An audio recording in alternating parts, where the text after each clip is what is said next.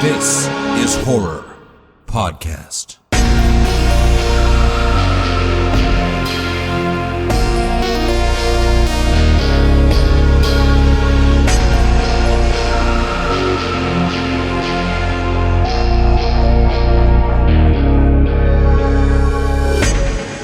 Welcome to This is Horror, a podcast for readers, writers, and creators.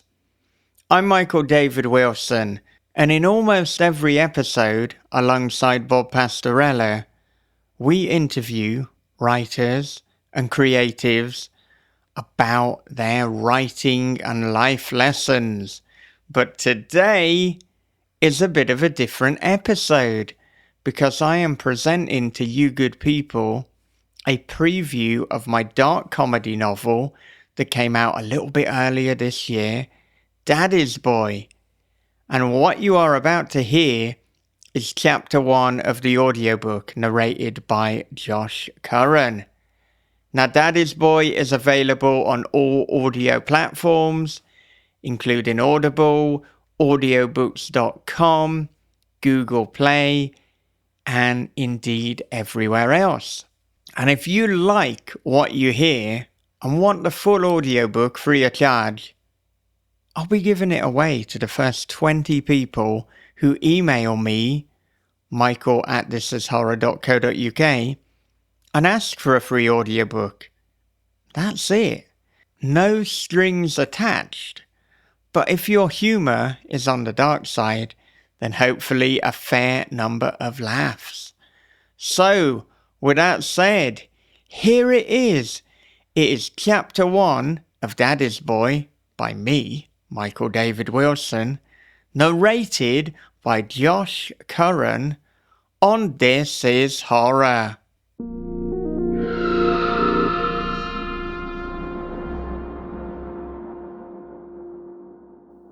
One. So there I was, queuing up outside NatWest Bank, in the red, figuratively, and now literally, thanks to the botched suicide attempt. The red rope burns around my neck concealed by a loose linen summer scarf. My cat, kidnapped. My money, non-existent. And my landlord so on my back I was practically a camel. To the left of me stood a Subway sandwich shop. Outside, two young lasses were physically fighting over a foot-long meatball marinara. And to the right, in front of Pandora Jewelry, a tracksuited 20-something voiced aloud the pros and cons of robbing the place to his teenaged protege. Kidderminster is one hell of a drug. It's moments like these you wonder if you've reached the bottom, but something always comes along to humble you. On this occasion, it was a one-legged pigeon. Now, why it hobbled toward me and not the girls spilling crumbs and marinara sauce all over the concrete, I couldn't tell you, but so it goes. At first, I felt sorry for the little guy. One leg, all out of food, and living in kiddie. We had a kind of pitiful kinship. "How you doing, little fella?" I said. The pigeon didn't say anything to that, obviously, on account of it being a pigeon. But there was something in its big, dumb, reddish eyes that said it understood. Then, as if in answer, it flew up into the air, which, by the way, I didn't know one-legged pigeons could do with such ease, and flew off in the direction of the British Heart Foundation charity shop. Fair enough. Perhaps it was looking for a ratty cardigan or a yellowed Enid Blyton book. It was I to judge. 1 minute later, when it came limply flying back, I thought one of the Subway sandwich fighters had flicked mayonnaise at me. But nope. You guessed it. It was pigeon shit. You see, you can always fall a little bit further. Thanks, pigeon. You ugly little flying shithouse. But sometimes you're offered a lifeline. These gifts come in the strangest of forms, and on that day, about half an hour before lunch, It traipsed towards me in the shape of a man with grey, shoulder-length hair, wearing an "I was on Naked Attraction" t-shirt, a denim jacket, blue-rinsed jeans, a tattered rucksack, and scuffed Reeboks. At first, he just stood at my side, less than a metre away, snatching glances at me and trying his best not to make it obvious, though given his proximity and the exaggerated nature of his jumpy movements, how could it not be obvious? He scratched the back of his wrist vigorously, flaking skin to the floor. He mumbled something to himself, took a hip flask from his inner jacket pocket, and enjoyed a cheeky swig, which apparently gave him some confidence because, next thing I knew, he was patting me on the shoulder, smelling of hard liquor and old tobacco. "What are you in for, then?" It sounded more like we were serving prison time than standing outside a bank, though in Kiddie the likening fit. "Alone," I told him. "Loans are bollocks!" He was skittish, swaying back and forth and playing with his hands. "What you want is honest money for an honest job." I already have 2 jobs, but they aren't enough to pay my lawyer or the rent. "Solicitors and landlords," he said. "Thieving bastards, the lot of them." A woman with blue rinse hair and a patterned cardigan further ahead in the queue tutted, though whether it was because of the profanity or the man's assessment of solicitors and landlords, I couldn't tell. "Word to the wise," the man said. "Don't bother with solicitors. Get a public defender instead. Much cheaper. That's what I got. Didn't end up doing any time either. Though, if you'd seen the state of the other guy, I probably should have. Know what I mean?" I looked forward, careful not to give the man much eye contact. "Public defenders," he said again. "They're well good. Little bit of legal aid. That's what you need, boy." "Not for this," I said. "A different type of business." "Oh, Jesus. You're not seeing a solicitor about a will, are you? Don't bother with any of that. You can get a template off Google for that kind of shit." "That's what you did? You made a will based on a template from Google?" He scratched the back of his neck. "That's what I would do." "And it's legally binding?" "It's good enough. End of." "Well, thanks for the advice." I moved forward in the queue, hoping my newly acquired human shadow wouldn't follow. But, of course, he did. "You can have that one for free," the man said. "But any more and I'll start charging. Know what I mean?" He grinned. I didn't. "Anyway, that's not why I'm seeing a lawyer," I said. "Nothing to do with wills." "Oh, then what?" "The lawyer—" "Solicitor," he corrected. "You ain't a bloody Yank by the sounds of you, so I don't know why you're acting like it. Watched too many reruns of Friends, have you? Bit of a Frasier-holic." The queue shuffled further forward. We were almost in the bank, so close I could hear generic music on tinny speakers. "Well, whatever's going on with you, I guess you need a lot of money, huh?" the man said. I didn't respond. The man continued to keep pace with me, moving forward as I did. "How much you hoping to borrow, then?" "Seeing as we've only just met, I'd rather not discuss that." "Only just met?" The man sniggered as if it were funny. "Nah, that's fair enough, that is." He nervously patted the cigarette packet in his trouser pocket. "Anyway, what if I said I could give you an easy job for £1 million? I turned to look at him head on for the first time. I know it's not right to judge people by appearances, but this bloke looked like he'd be hard-pressed to offer me a job for £5, let alone £1 million. It was my turn to snigger. "Well, boy," he pressed, "a job for £1 million. What would you say?" I swallowed, unsure why I was about to indulge him, but it wasn't as if I had anything better to do. "If you were serious, I'd consider it." Consider it? You'd more than consider it. You'd bite my hand off like a wild crocodile. Snappity snap snap. He mimicked the actions of a crocodile with his teeth. Consider an honest job for £1 million. Come off it. Honest? The man checked over his shoulder, lowered his voice to an almost whisper. Sure, why not? Wait, is this actually real? I said. Is that what's happening here? Are you offering me a job? Yeah, he said, but he didn't sound so sure. I scratched underneath my scarf. Pain burned from where the rope had pinched before breaking. I'd told Amanda it had been an autoerotic asphyxiation wank gone wrong, but the sadness in her eyes told me she hadn't bought it. Christ, I needed to sort myself out.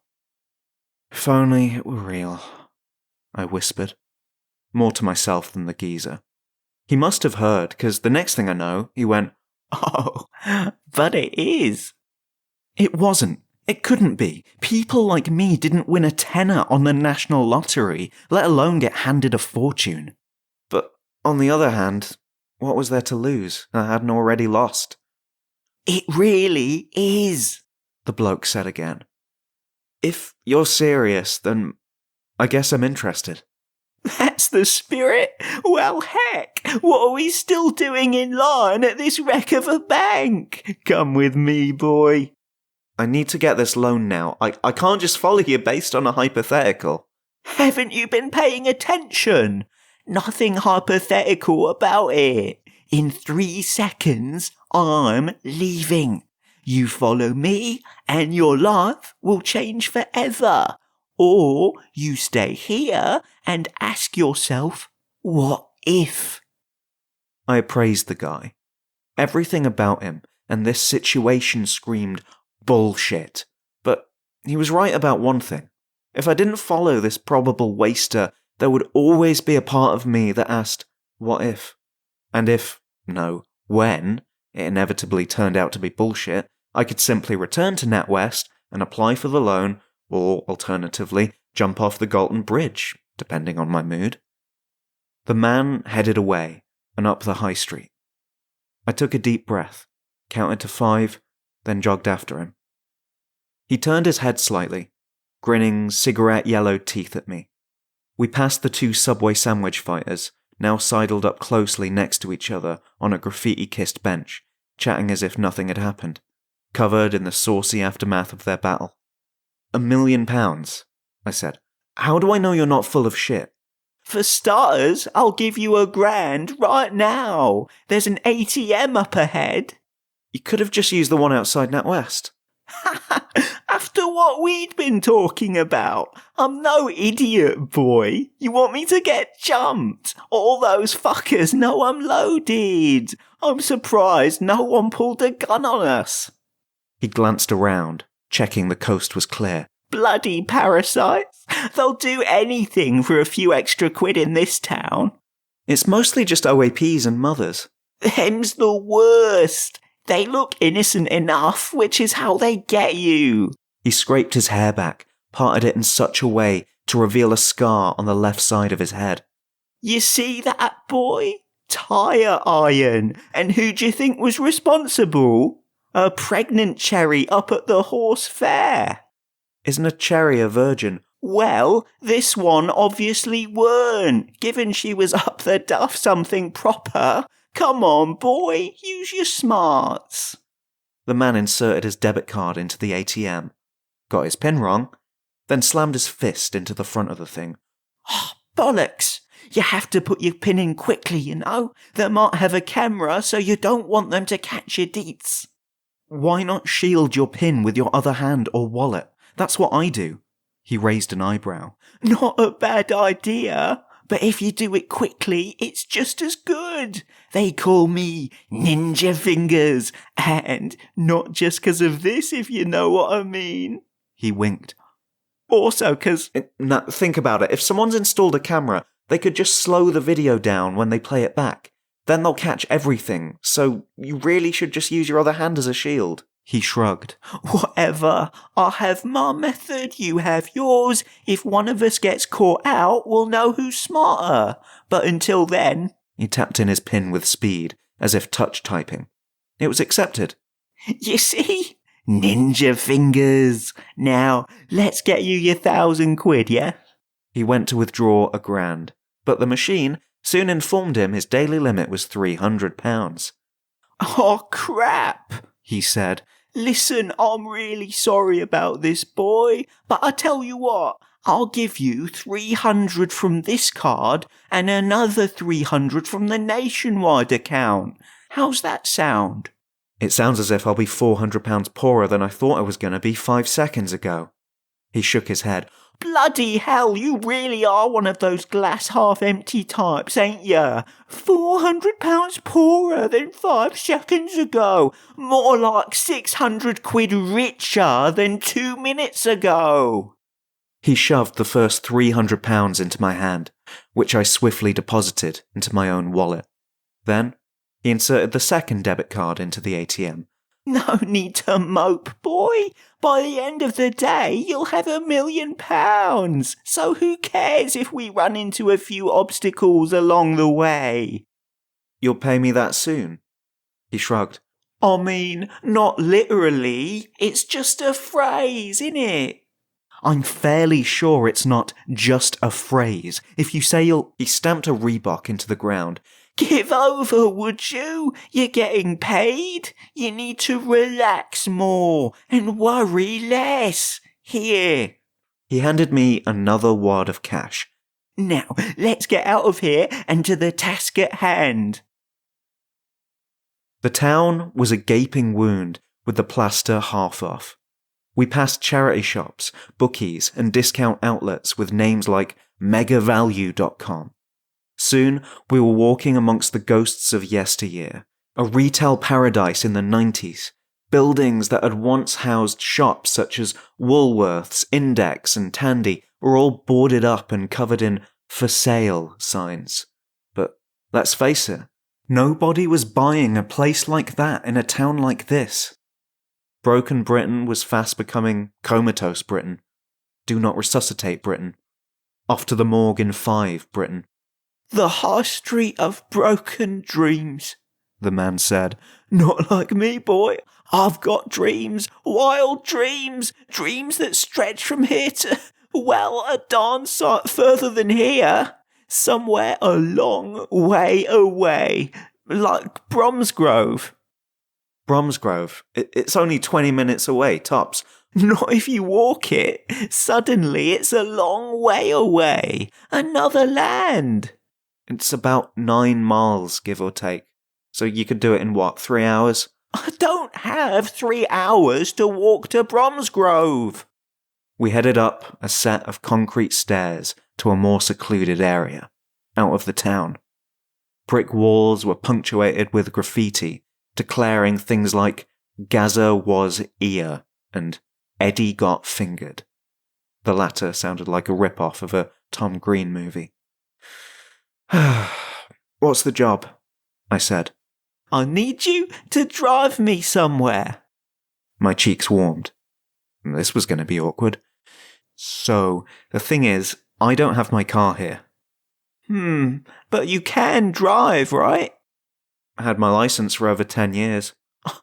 Then there isn't a problem. The man scanned the vicinity. The back streets were secluded, filled with soiled carrier bags, empty crisp packets, and crumpled beer cans. Cars that had seen better days were parked along the curb. He approached a half-rusted orange shit heap of a car, fresh out of the 80s, then looked around before smashing the driver's side window with his elbow. What the fuck are you? Shh, boy, shh! I'm solving a problem! He reached his hand through the broken glass, unlocked, then opened the door. Give me a moment and we'll have her up and running in a jiffy. He brushed glass fragments from the front seat onto the pavement, shards sticking to and sparkling on his skin. Then took a screwdriver from his rucksack and started unscrewing the steering column. His hand began to bleed, but he continued, unperturbed. He looked up. Don't just gawk at me, boy, keep a lookout. If you see anyone angry looking coming towards the car, I might have to use my judo. I gazed up and down the street. It was empty, as grey and lifeless as the town itself. My heart thumped in my chest. What the hell was I now part of? Could I leg it before I became an accessory to a crime, or was I already in too deep? Knowing my luck, he'd use his judo on me if I backed out. Assuming he even knew judo. Plus, I'd have to give him the 600 quid back and wouldn't see a penny more. The radio began to play, interrupting my internal panic. Some pop tune as old as the car itself. The man got out of the car and beamed at me proudly. All right, get in the driver's seat.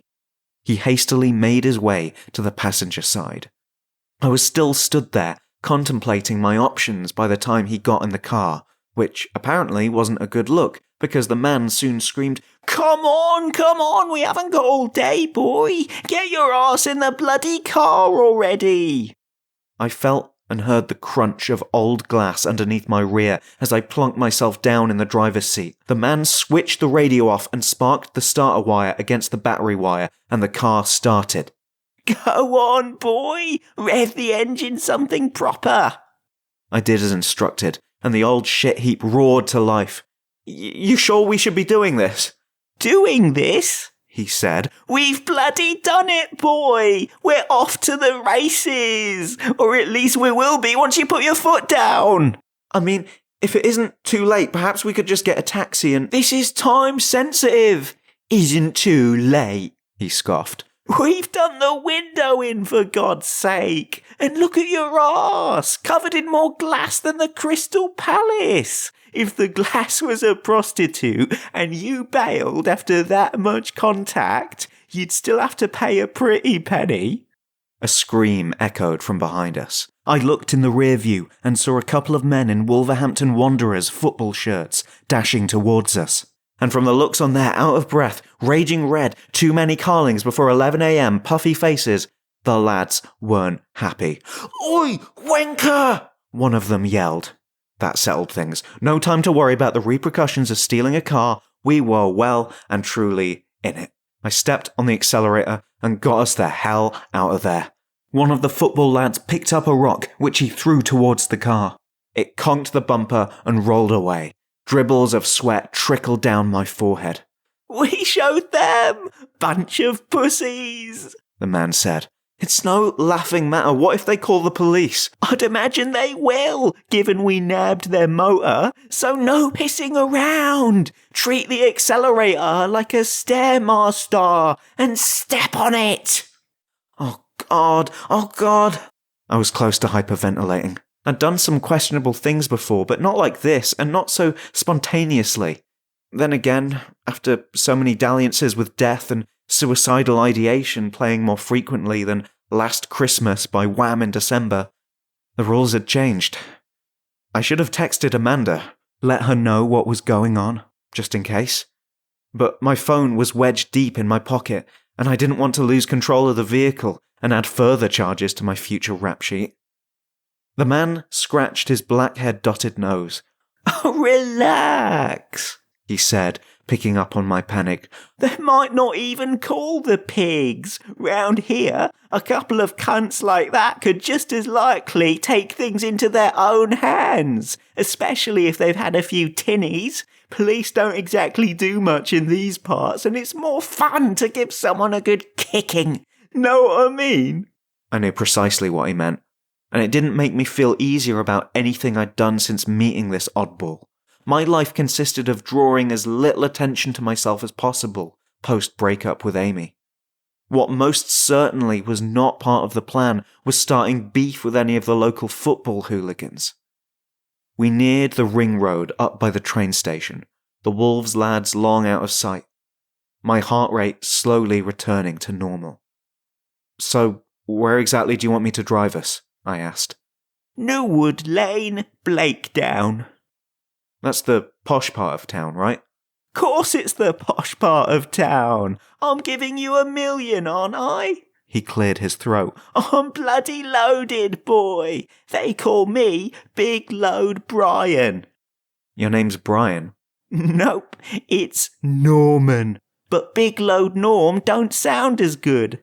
I thought you said people called you Ninja Fingers. He grinned. Yeah, that too. You've got a nice memory, boy. Big Load Brian doesn't sound like it's about money. It sounds like it's about how much jizz I can shoot out the end of my lunchbox, he said, smirking. Popular misconception. Anyway, make no mistake about it. I'm more minted than a bottle of Listerine. I noted the ketchup stain on Norman's Naked Attraction t-shirt, the weathered fade and tears up his jeans, stringy sections of loose fabric no clothes designer would ever have sanctioned, and scuffed Reeboks so worn I could practically smell the sweat-seasoned mildew with my eyes. Those trainers had been abused so badly they could have taken Norman to court. If he'd told me the soles had gangrene, I'd have believed him. Now, granted, I suppose the richest in society didn't have to dress up or prove anything. Look at how Steve Jobs dressed, or Mark Zuckerberg. But something told me Norman wasn't amongst the elite. Less Steve Jobs, more Steve outside the job centre in Stourport. I checked the rear view extra hard. Still no sign of the footy lads whose car we'd nicked. And no sign of the police either. But how long would it last? As soon as it was called in, the old Bill would be onto us faster than a mould problem in a tower block apartment at the height of winter. And stealing an orange car from the 80s? As subtle as a brick in the dick. We eventually pulled up outside a pair of tall open gates to a large Tudor house with a luxurious garden so well maintained it could have passed for an English heritage site. Ha! Gates already open, Norman said. Your million is so close, I can smell it. Norman sniffed the air, but I reckoned the only thing he could smell were the acrid fumes wafting off his Stilton shoes. He slapped me on the back. You look nervous, boy. Of course I looked nervous. I was nervous. Why wouldn't I be nervous after all he'd put me through? It was supposed to be a quiet morning.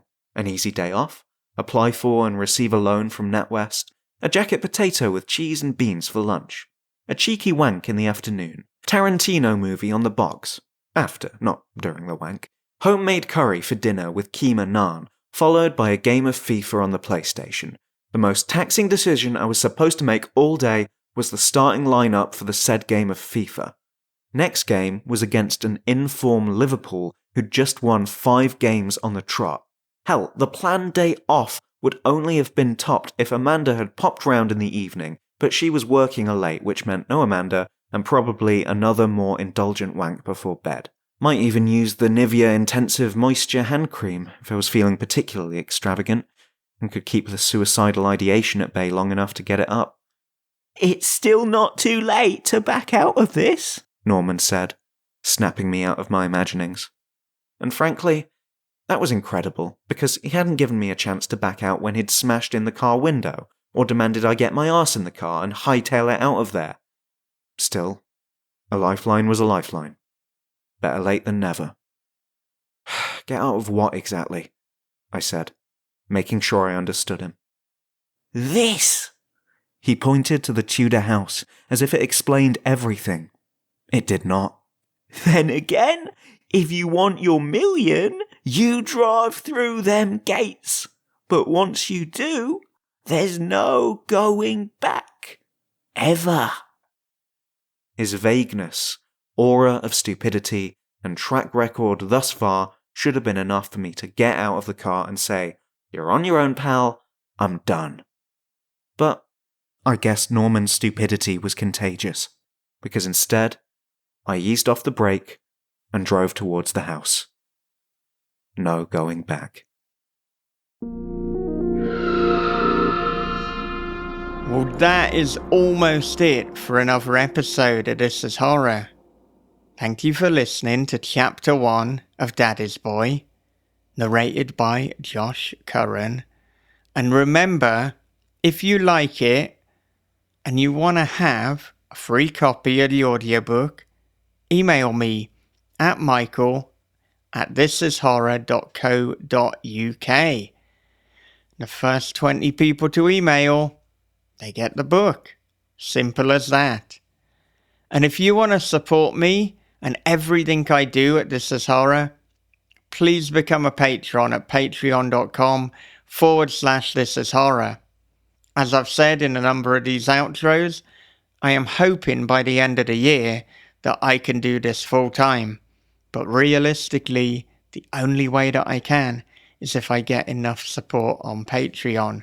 So you will very directly be influencing and affecting the direction that I go with a podcast and just how many of these we can put out. Now, very shortly, myself and Bob Pastorella will be recording our next Story Unboxed episode, in which we analyze the fantastic Ari Aster film Hereditary. And we will tell you the writing lessons and takeaways from the film that you can apply to your own writing to take your work to the next level. So become a patron if you can, if it sounds good. But until next time, with CJ Dotson, take care of yourselves. Be good to one another. Read horror. Keep on writing. And have a great, great day.